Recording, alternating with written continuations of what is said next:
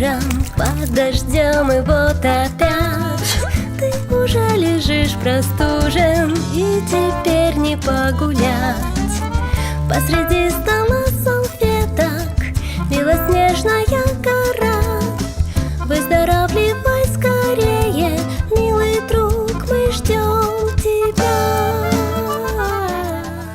Какой-то странный маскарад, все в масках, но никто не рад.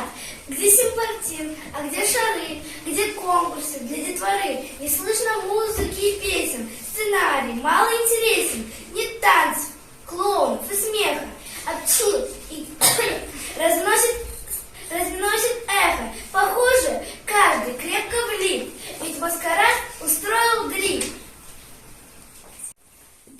На улице слякоть, на улице холод. Сегодня нежданно нагрянула в город гражданка с солидкой комплекцией по имени тетя Инфекция. Веселился с первым снегом и на месте не сидел.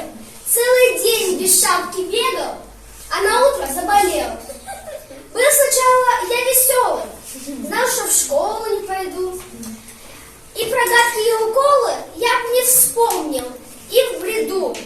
Думал, буду есть варенье, а еще любимый мед.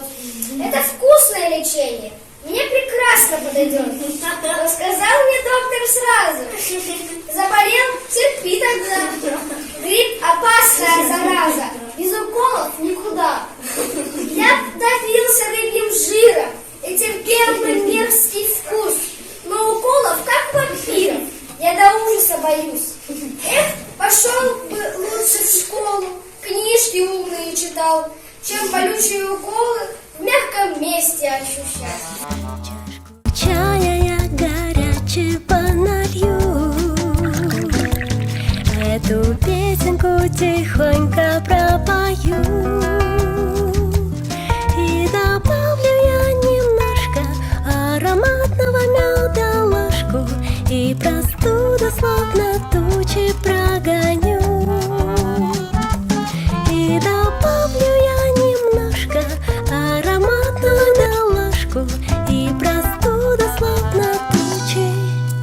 Та-та-рам, та-та-рам, та-та-рам, та-та-рам, та-та-рам.